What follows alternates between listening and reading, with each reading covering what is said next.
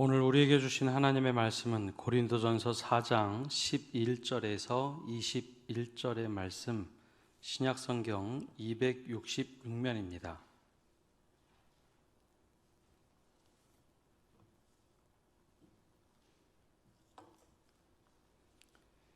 이제 하나님의 말씀을 봉독합니다.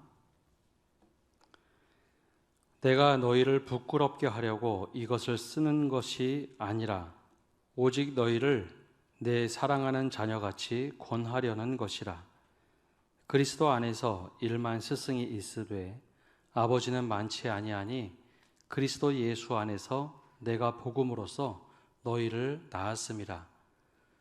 그러므로 내가 너희에게 권하노니 너희는 나를 본받는 자가 되라. 이로 말미암아 내가 주 안에서 내 사랑하고 신실한 아들 디모데를 너희에게 보내었으니 그가 너희로 하여금 그리스도 예수 안에서 나의 행사 곧 내가 각처 각 교회에서 가르치는 것을 생각나게 하리라. 어떤 이들은 내가 너희에게 나아가지 아니할 것 같이 스스로 교만하여졌으나 주께서 허락하시면 내가 너희에게 속히 나아가서 교만한 자들의 말이 아니라 오직 그 능력을 알아보겠으니 하나님의 나라는 말에 있지 아니하고 오직 능력에 있음이라. 너희가 무엇을 원하느냐? 내가 매를 가지고 너희에게 나아가랴. 사랑과 온유한 마음으로 나아가랴. 아멘. 명절 잘 보내고 계신가요? 이제 명절 한복판에 저희가 이번 또 추석을 맞이하게 됐습니다. 각 가정마다 주님의 은혜와 평강이 함께하기를 기도합니다. 우리 지난 한 달 동안 우리 신앙의 단계에 대해서 함께 말씀을 나눕니다. 어린이 신앙의 단계와 또 어른의 신앙의 단계, 그리고 이제 부모의 신앙의 단계, 세 번에 걸쳐서 우리 5번 말씀을 나누고 오늘 마지막으로 부모의 신앙의 단계 가운데 역할에 대해서 함께 말씀을 나누고자 합니다. 우리가 어렴풋이 생각하는 것이 있는데요, 믿음이 성장하면 더 이상 어려움이 없겠다라고 하는 막연한 기대들이 있습니다. 내가 평생 신앙생활하고 저 정도의 어른이 되고 저 정도의 신앙 연륜이 되면 걱정 근심이 없겠다. 그런데 그것은 기대지 실제로 그렇지 않습니다. 오히려 반대입니다. 신앙의 연수가 더 차면 찰수록 경험치에 따라서 어려움의 개념과 정도가 점점점 바뀌어집니다. 우리 어린이들을 보면 어린이 때는 자기 스스로 굉장히 걱정도 많고 근심도 많은 것처럼 행동을 합니다. 그러나 어린이가 걱정하는 것과 어른이 경험하는 걱정과 근심은 차이가 있죠. 어린이들이 고민하고 하는 것 해봤자 장난감을 받을 수 있을까 없을까, 부모님한테 혼이 날까 안 날까, 그 정도 수준이지만 어른들의 걱정과 고민은 차원이 다릅니다. 근데 또한 어른과 부모는 같은 것 같으면서도 어른이 하는 고민과 부모가 하는 걱정과 근심은 또 다릅니다. 어른의 입장에서는 내 문제를 내가 해결하거나 사업이나 여러 가지 일들을 고민하지만 부모의 걱정은 내 걱정이 아니라 내가 낳은 자녀의 문제이기 때문에 내가 스스로 해결하는 것이 아니라 관계가 얽혀 있고 수많은 것들이 얽혀 있어서 처음 경험하는 것이 많습니다. 그래서 아이가 어렸을 때, 아이가 성장했을 때, 직장을 가고 결혼할 때, 또 자녀가 태어났을 때 그 걱정의 수준과 차이는 점점점 달라지죠. 그러면서 부모도 성숙해가고 자녀도 성숙해갑니다. 이게 부모의 신앙 단계에 이르면 내가 내 문제만을 가지고 고민하고 기도하는 것이 아니라 내가 영적으로 돌보는 사람, 내 주위에 있는 사람, 더 나아가서는 공동체를 위해서 내가 기도하고 씨름하고 하면서 내 믿음도 성장하고 내가 돌보는 사람도 성장하는 것, 이게 바로 어른의 신앙, 특별히 부모의 신앙입니다. 그럴 때 부모의 신앙의 역할은 과연 어떤 것일까요? 부모의 신앙이란 것은 바로 예수 그리스도의 십자가를 지고 가는 삶과 아주 비슷합니다. 바울은 우리의 가장 성숙한 그 단계를 그리스도의 장성한 분량이 충만한 데까지 이르러야 한다라고 말을 하죠.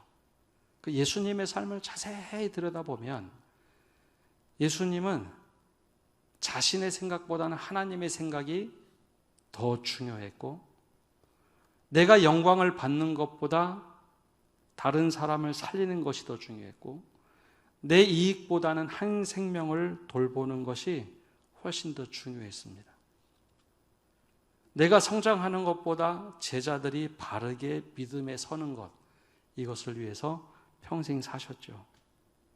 그러니까 육신의 부모가 된다고 해서 부모의 신앙을 갖는 것 아닙니다. 신앙생활을 오래 했다고 부모의 신앙 갖는 것도 아니고, 연세가 드셨다고 자연스럽게 부모의 역할을 하는 것 아닙니다.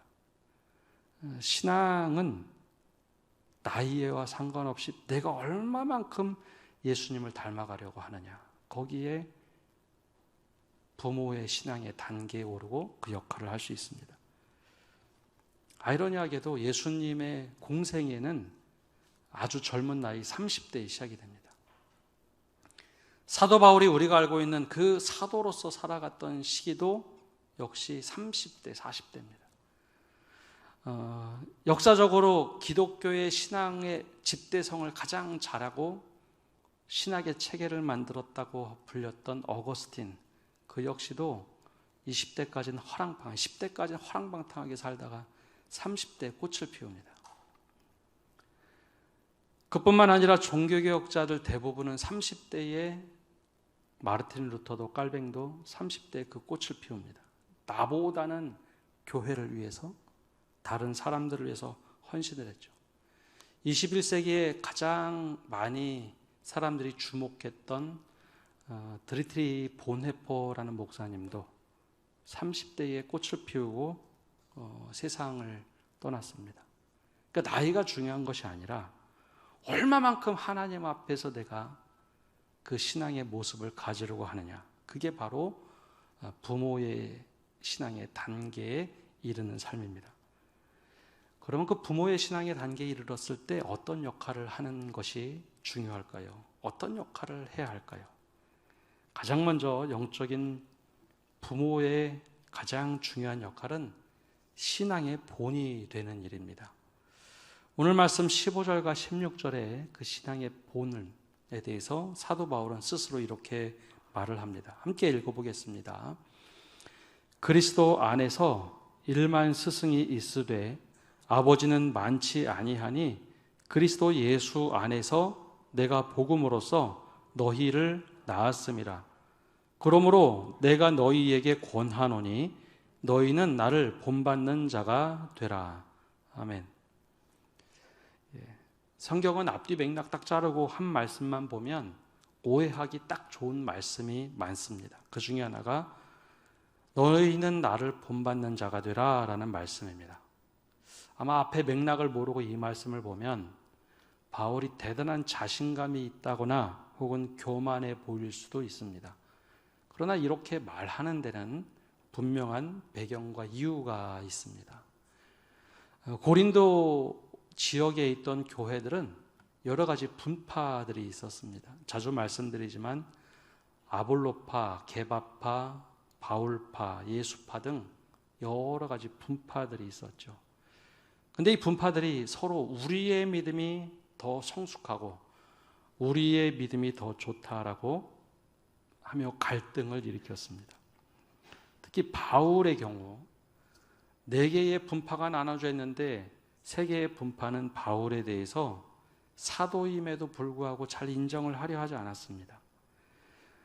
우리의 믿음이 더 특별하고 게바가 가르쳐준 것, 바울의 후임이었던 아볼로가 가르쳐줬던 것, 아니 우리는 예수의 원조야 하고 하면서 말하면서 자신들의 믿음이 훨씬 더 성숙했다라고 하면서 교만에 치달았을 때였습니다. 말씀을 못 배워서가 아닙니다. 고린도 교회는 말씀을 오랫동안 배웠던 교회 중에 하나입니다. 그럼에도 불구하고 자신들이 믿음이 좋다 그러고 하는 거죠. 그럴 때 사도 바울이 그 교회를 향하여 편지를 쓰면서 바로 이런 말을 합니다. 여러분들은 나를 본받으십시오. 왜냐하면 복음으로 내가 여러분들을 낳았습니다. 그 바로 앞에 내가 부끄럽게 하려고 여러분들에게 글 쓰는 것도 아니고 사랑하는 자녀같이 권면하기 위해서 씁니다. 막 어수선하고 그럴 때 사도 바울이 본받으라 라고 말합니다. 여기까지 봐도 좀 교만해 보이는 것처럼 보이죠. 그럼 왜 이런 의미를 말하고 있을까? 본받으라라는 것이 도대체 어떤 의미로 하는 것일까? 고린도 교인들에게 네가 뭘 알겠어? 야, 내가 시키는 대로만 하면 좋은 믿음이야. 말씀대로 따라야지, 순종해야지 라고 했다면 오히려 훨씬 더 반발했을런지 모르겠습니다. 그나마 인정하지 않던 사도의 지위도 더 부정했을런지 모르겠습니다. 그런데 그런 의도로 얘기한 게 아닙니다. 그 앞에 바울이 어떤 의미로 얘기했는가 하면 나 역시 사도로서 완전하게 이룬 사람도 아니고 내가 매일매일 주님이 지신 십자가를 따라가려고 하는데 저도 여전히 부족합니다. 내가 어떻게 하면 십자가를 그 도를 따를 수 있을까? 내가 그렇게 발버둥 치는 모습, 여러분들 그 모습을 본받으라. 그게 바로 나를 본받으라 라는 겁니다. 내가 사도의 직분을 받았다고 해서 완성된 것이 아니라 과정 중에 있고 내가 예수님을 따른다고 해서 예수님처럼 이룬 것이 아니라 내가 여전히 십자가의 도를 따르려고 하는데 늘 이 노력하는 이 모습을 본받으라. 그게 바로 나를 본받으라 라는 겁니다. 오늘 말씀 전하면서 나를 본받으라, 본이 되는 삶을 살자라고 하면 사람들이 오해를 합니다. 어떻게 더 잘 보이려고 윤리적으로 살고 도덕적으로 살고 사람들에게 보이는 삶을 자꾸 떠올리는데요. 사도 바울은 한 번도 사람을 기쁘게 하려고 한 적도 없고 내가 사람을 기쁘게 하랴 오직 하나님을 기쁘게 하려고 내가 살고 있다라고 말합니다. 여기서 나를 본받으라 혹은 본을 보이는 삶은요, 사람들에게 집중하고 관심을 두는 게 아니라 내가 얼마만큼 하나님 앞에 서려고 하느냐, 그게 진짜 본을 보이는 삶입니다. 저 사람이 나를 이렇게 바라보면 어떻게, 저 사람이 나를 이렇게 생각하면 어떻게, 거기에 관심 있는 게 아니라 어떻게 하면 하나님과 더 친밀한 관계를 맺을까, 어떻게 하면 예수님의 십자가의 도를 따를 수 있을까, 그것이 바로 본을 보이며 사는 삶입니다.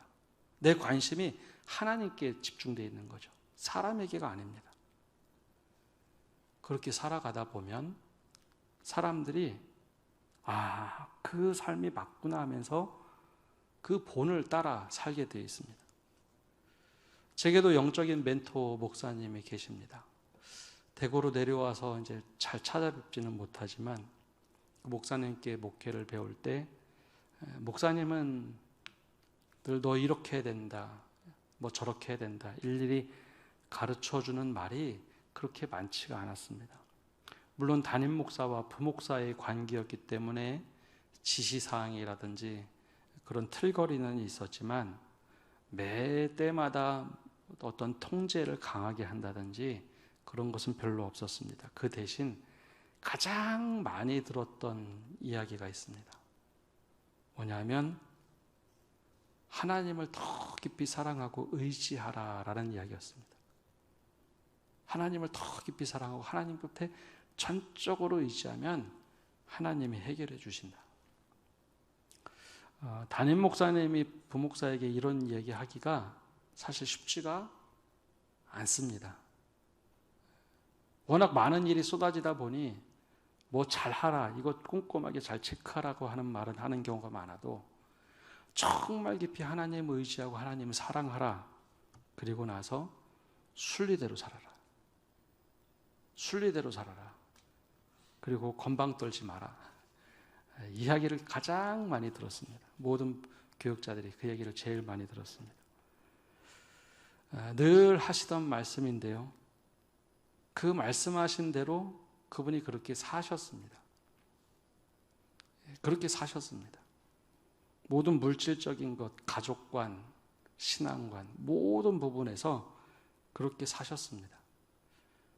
그래서 그 목사님이 은퇴하고 나서도 많은 사람들이 목사님을 찾아뵙습니다. 성도들도 목회자들도. 어떤 문제가 있으면 종종 목사님 찾아가서 의논을 합니다. 목사님 어떻게 하는 게 좋을까요? 그럼 여전히 그 이야기를 하세요. 긴 호흡으로 보면 물론 중간중간에 인간적인 모습도 있었고 실수나 오판하시는 경우도 있었죠. 그런데 그 초점이 늘 하나님께로 집중되어 있었습니다. 그러다 보니 다른 삶은 뭐 윤리적으로 살든지 도덕적으로 살든지 누구에게 잘 보이는 삶에 초점이 없습니다. 내가 어떻게 하면 하나님 안에 거할까? 어떻게 하면 내가 기도의 자리를 지키고 어떻게 하면 물질관을 하나님 앞에서 쓸 것인가? 늘 그렇게 살다 보니 자연스럽게 함께했던 성도들도 목회자들도 그렇게 배워갑니다. 그게 바로 본되는 삶입니다. 매 순간마다 너 이렇게 해라 저렇게 해라 간섭하고 통제를 하거나 참견했다면 아마 점점점 멀리 했을 겁니다. 근데 가장 기초적이고 근본적인 말씀을 하신 뒤에 그 말씀대로 사셨던 모습을 보니 성도들의 고백도 똑같습니다. 야, 우리 순리대로 하자. 하나님의 은혜로 살아가자. 그런 얘기를 늘 하고 살아갑니다. 그게 바로 본되는 삶입니다. 우리가 믿음 생활하면서 내 믿음의 후배 혹은 믿음의 영적 어린 사람을 돌볼 때 우리는 많은 것들을 보여주고 뭐 해야 된다고 생각하는데요. 그 핵심 가치가 무엇인가? 내 생각인가? 아니면 주님을 따라가는 모습인가? 거기에 가장 큰 차이를 보이게 됩니다. 내가 본을 보인다고 하면서 다른 행동을 하면 그것처럼 괴리감이 큰 것이 없겠죠. 사도 바울이 왜 이렇게 오랫동안 말씀도 기록했지만 우리에게 기억되는가? 그 역시 자신이 말한 대로, 아니 하나님을 어떻게 하면 더 성실하게 믿을까? 어떻게 하면 예수 그리스도를 따라 살까? 그것을 충실하게 따라가 봤더니 수많은 사람들이 사도 바울의 말씀을 듣고 그 말씀대로 살려고 노력을 하는 겁니다. 우리 안에 하나님을 닮아가려는 그 노력과 열심이 있으면 점점점 하나님을 닮아가게 되는데 반대로요. 내 에너지가 온통 자신에게 관심을 갖고 신앙생활을 하면요. 이상하게도 아주 좋은 사람이 되는 게 아니라 비인간화가 됩니다. 주님을 닮으려고 정말 열심히 노력하면 하나님을 닮아가는 사람이 되지만 내 자신 중심으로 자꾸 자신에게 집중하면 집중할수록 정말 좋은 사람이 되는 게 아니라 비인간화가 됩니다. 그래서 우리가 정말 믿음으로 살아갈 때 신앙의 본이 되는 방향이 무엇인지 그 모습대로 살아가면 됩니다. 그 결과 17절에 이렇게 말씀하고 있습니다. 함께 읽어보겠습니다. 이로 말미암아 내가 주 안에서 내 사랑하고 신실한 아들 디모데를 너희에게 보내었으니 그가 너희로 하여금 그리스도 예수 안에서 나의 행사 곧 내가 각처 각 교회에서 가르치는 것을 생각나게 하리라. 아멘. 우리가 이렇게 최선을 다해 보면 디모데가 가서 내가 어떤 것을 가르쳤는지 어떤 것을 보여줬는지 생각나게 하리라.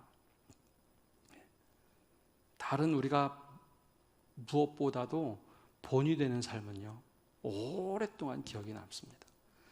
여러분, 우리가 신앙생활 하면서 야, 저분처럼 신앙생활 하면 좋겠다, 이렇게 말씀이 기억이 남습니까? 아니면 사람의 이미지가 기억이 남습니까? 우리는 이미지를 기억하는 사람들입니다. 우리 존재가 그렇습니다. 말이 굉장히 오래 기억될 것 같은데요, 말은 시간이 가면 갈수록 희미해져 갑니다. 그러나 신앙의 본을 보였던 그 이미지는 정말 오래 남습니다. 그래서 영적인 부모의 신앙의 단계에 있으면 정말 어떻게 하면 내가 더 하나님 앞에 바로 살까, 예수님을 닮아갈까, 그 신앙의 본을 가지고 살아가시기를 바랍니다. 그럼 어느 순간 내가 영적으로 돌봤던 자녀, 내 주변에 있던 사람들이 그 본대로 살아가게 됩니다. 이 은혜가 이 자리에 앉아있는 모든 성도들 위해 임하기를 간절히 축복합니다. 두 번째, 영적인 부모의 역할은 청지기의 자세입니다. 청지기라는 것은요, 내가 누구를 통제하고 내 수하에 두는 존재가 아니라 청지기로서 지켜주고 더 잘 되도록 하는 역할을 하는 겁니다. 즉, 영적인 부모의 가장 중요한 것은 내 수하에 영적인 자녀를 두기만 하는 것이 아니라 그 안에서 하나님의 나라의 능력이 더 활발하게 이루어지도록 도와주는 역할을 하는 겁니다. 20절 말씀에 이렇게 말하고 있습니다. 우리 함께 읽어보겠습니다. 20절입니다. 하나님의 나라는 말에 있지 아니하고 오직 능력에 있음이라. 아멘. 그 바로 앞에 이런 말을 합니다. 주께서 허락하시면 내가 너희에게 속히 나아가서 교만한 자들의 말이 아니라 오직 그 능력을 알아보겠으니. 진짜로 이 땅에서 하나님 나라의 능력을 살아가고 있는지, 아니면 말만 가득하고 신앙생활 한다고 하는 종교적 용어만 가득한지, 그거를 내가 좀 들여다보고 싶다라고 하는 겁니다. 우리는 영적인 부모가 되거나 그 역할을 할 때 많이 말을 해서 이 사람들로 하여금 그 말을 듣고 따르게 하려고 통제하려고 합니다. 근데 그게 별로 효과가 없다는 것이죠. 영적인 부모가 되면, 특별히 교회 학교 교사를 한다. 제가 처음 전도사를 나갔을 때 떠올려 보면 이 말씀이 확 떠올려지는데요. 처음 전도사 사역을 할 때 아이들이 예배를 정말 잘 드린다는 이미지는 질서 있게 앉아있고 찬양 열심히 하고 말씀 잘 듣고, 그리고서 야, 예배 잘 드렸다라고 하는 이미지였습니다. 그런데 그렇게 앉아있는 아이들이 예배를 잘 드리는 것 같은데 속으로 딴 생각하고 예배 끝나면 다른 일을 합니다. 또 어느 순간 시간이 흘러가면 흘러갈수록 조금 딴짓을 해도, 예배 시간에 찬양을 잘 하지 않아도 이 마음속에 정말 그 말씀을 듣고 소화하고 어떻게 살아갈까 변화가 된다는 것이 진짜 예배구나. 겉모습으로 잘 드리는 게 중요한 것이 아니라 정말 그 말씀을 듣고 어떻게 하면 그 능력으로 살아갈 것인가, 그걸 소화해내는 게 진짜구나라는 것을 깨닫게 됐어요. 그러면서 아까 본을 보인다는 것, 말에 힘이 있는 게 아니라 그 말이 녹아져서 삶으로 어떻게 살아내는 능력이 나타나느냐, 거기에 진짜 믿음이 있구나. 그래서 정말 영적인 부모의 역할은요, 내 통제 아래 내가 생각하는 대로 믿음 생활 잘하는 사람이 중요한 게 아니라 이 사람이 하나님 나라 능력을 얼마만큼 경험하며 살아가느냐, 그렇게 잘할 수 있도록 격려하고 도와주는 것, 이게 진짜 믿음의 부모들, 내가 부모로 성장한 믿음에서의 역할이라는 겁니다. 근데 여기에 충돌이 나기 시작하면, 말과 내 행동이 충돌이 나기 시작하면 최악의 상황들이 벌어집니다. 반대로 내가 말보다도 능력으로 어떻게 하면 이 상황 속에서 하나님의 능력으로 살아갈까, 하나님 나라의 능력이 내 안에서 어떻게 일어날까, 그렇게 살아갈 때 아주 놀라운 일들이 일어납니다. 아까는 목사님에 대한 예를 들었다면, 제가 오랫동안 기억나는 장로님 한 분이 계십니다. 그 장로님은 제가 가르쳤던 청년의 아버지였습니다. 제가 그 교회 갈 때 이미 장로님이셨는데요. 젊어서 집사였을 때 형님과 큰 사업을 했습니다.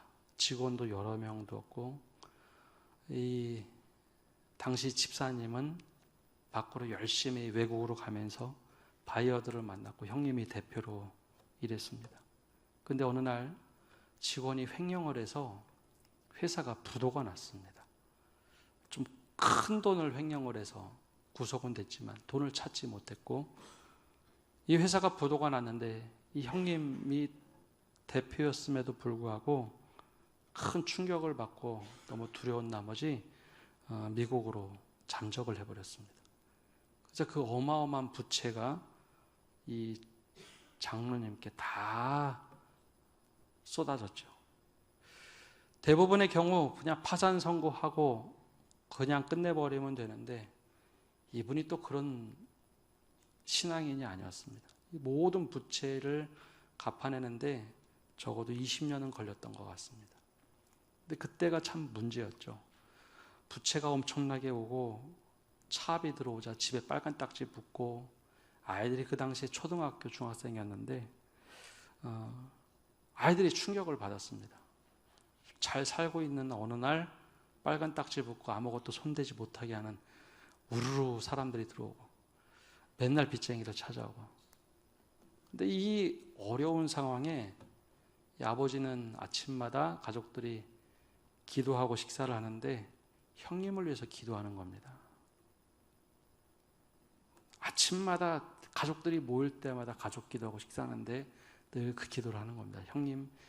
형님이 주님의 은혜 안에 다시 회복되게 해주십시오.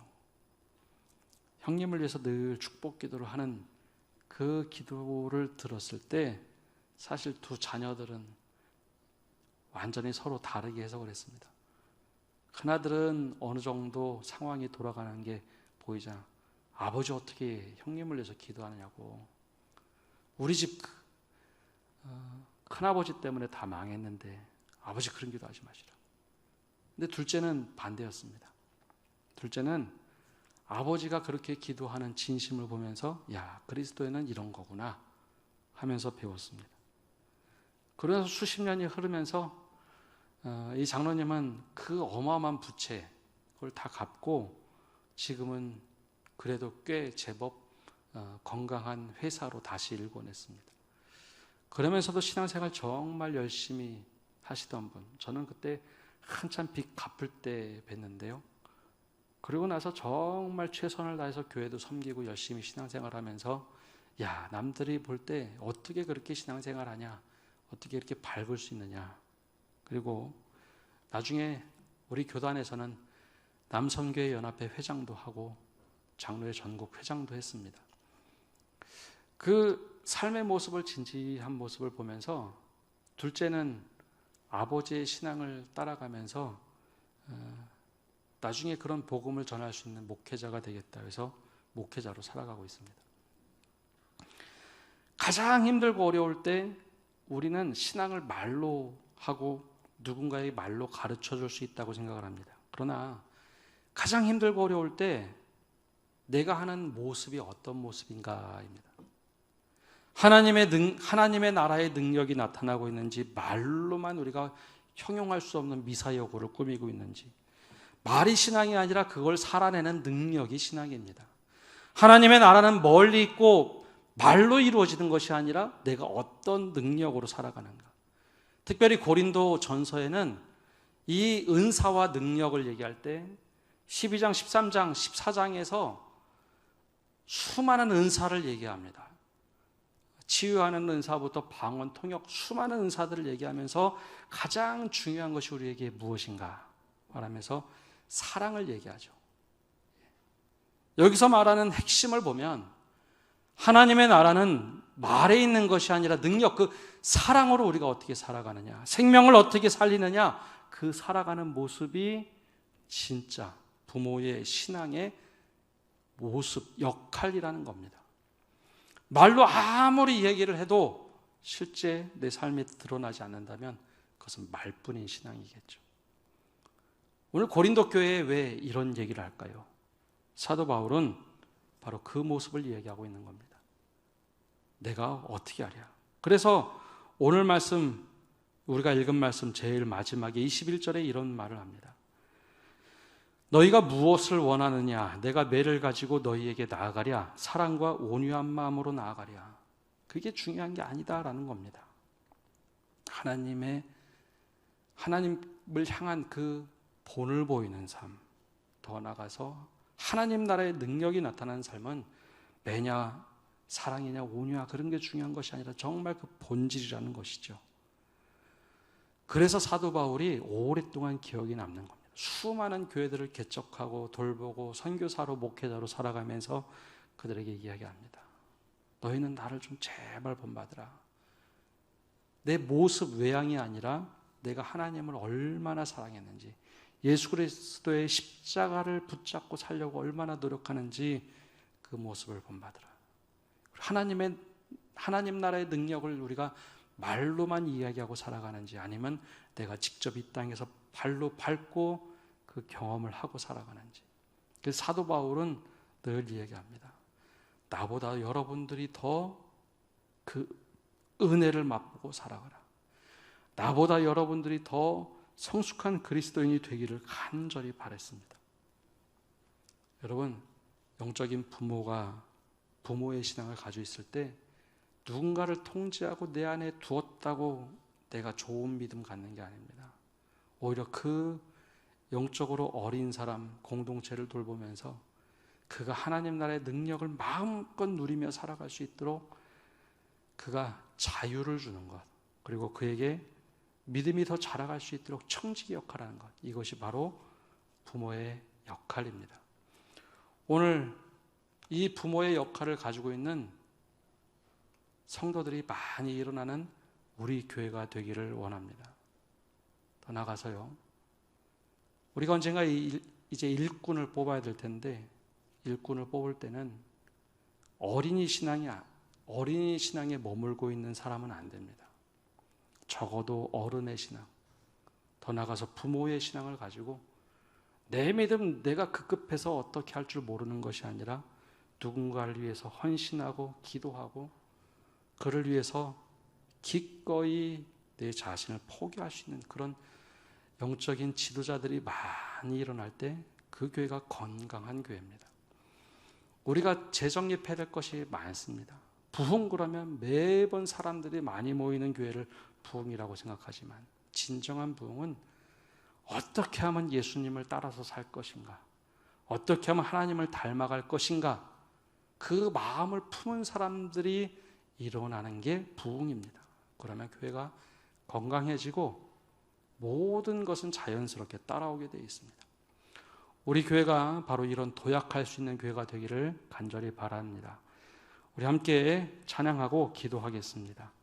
우리 오늘 눈물로 함께 믿음의 씨앗을 뿌릴 수 있는 마음을 달라고 고백하면서 기도하겠습니다.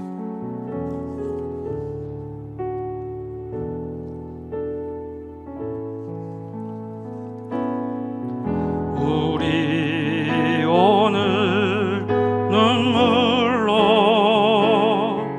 하늘의 씨앗을 심는다. 꿈꿀 수 없어 무너진 가슴에 저들의 푸른 꿈 다시 돋아나도록 우리 함께 땀 흘려 소망의 길을 만든다. 내일로 가는 길을 찾지 못했던 저들 노래하며 달려갈 그 길, 그날에 우리 보리라. 새벽 이슬 같은 저들 일어나 뜨거운 가슴 사랑의 손으로 이 땅 치유하며 행진할 때 오래 왕패하였던 이 땅 어디서나 순결한 꽃들 피어나고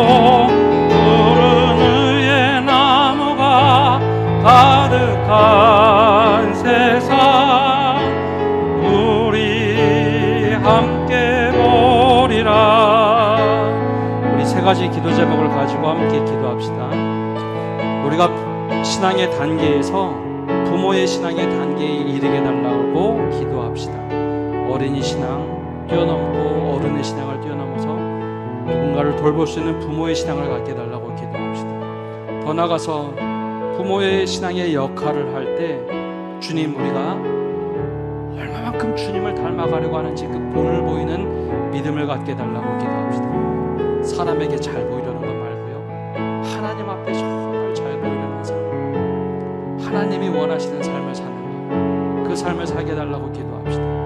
또 우리가 누군가의 청지기 역할을 해서 하나님 나라 능력으로 살아갈 수 있는 힘을 나로부터 되게 전수하도록, 나보다 더 큰 믿음을 갖는 믿음의 후배들이 되게 달라고 우리 세 가지 기도 제목을 가지고 합심해서 기도하겠습니다. 하나님 아버지, 이 시간 기도하며 나갑니다. 저희들에게 하나님께서 은혜 주시기를 원합니다. 하나님, 우리의 믿음이 자라야 될 텐데 머물러 있고 멈춰 있는 신앙이 되지 않게 하여 주옵소서. 날마다 자라서 오늘보다 내일이 더 성숙하고 하나님 함께 자라가는 부모의 신앙이 되도록 은혜 내려 주시옵소서. 여전히 머물러서 어린이의 신앙에 머물러지 않게 하시고 하나님 어르신의 신앙을 넘어서 부모의 신앙으로 누군가를 부둥켜 안고 기도하고 기꺼이 헌신하고 기꺼이 포기할 수 있는 저희들 될 수 있도록 은혜 내려 주시옵소서. 먼저 우리가 본을 갖는 신앙이 되게 주시옵소서. 어떻게 하면 하나님을 닮아갈 수 있을까? 어떻게 하면 예수 그리스도를 닮아갈 수 있을까? 어떻게 하면 십자가를 지고 갈 수 있을까? 어디에 초점이 맞춰져 있을 때 내 믿음의 발자취를 따라오는 그들이 하나님 그 본을 따라 살아갈 수 있는 믿음을 허락하여 주시옵소서. 하나님 아버지, 더 나아가서 우리가 정말 최선을 다하여 살아갈 때 하나님 나라 능력이 나타나는 삶을 살게 하여 주시옵소서. 말과 능력이 괴리감이 있어서 하나님 아버지 왜곡된 신앙이 아니라 능력이 나타나도록 우리에게 힘을 주시옵소서. 그래 우리 교회에 그런 일꾼들이 많이 일어나서 과거보다 미래가 더 건강한 교회, 더 성숙한 교회, 주님이 쓰시는 교회 되도록 축복하여 주시옵소서. 살아계신 주님, 우리가 지난 한 달 동안 열심히 믿음의 단계에 대하여 말씀을 듣고 달려왔습니다. 이 말씀을 흘려보내는 것이 아니라 부모의 신앙의 단계에 머물러 그 역할을 잘 감당할 수 있도록 우리에게 은혜를 허락하여 주시옵소서.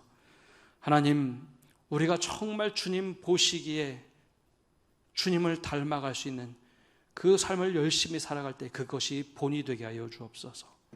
사람에게 잘 보이는 것 말고 정말 주님을 닮아가고자 십자가를 지고자 열심히 살아갈 때 우리의 믿음의 발자취를 따라오는 이들이 그 본을 보고 쫓아올 수 있도록 은혜 내려주시고, 하나님 내 나라가 말로 이루어지는 것이 아니라 능력으로 이루어짐을 기억하며 우리가 그 능력 있는 삶을 살아가며 청지기로 누군가를 돌볼 때 우리 믿음의 후배들, 그 믿음의 다음 세대들이 더욱더 건강한 믿음 갖고 하나님의 나라의 능력을 발휘하며 살아가도록 축복하여 주옵소서.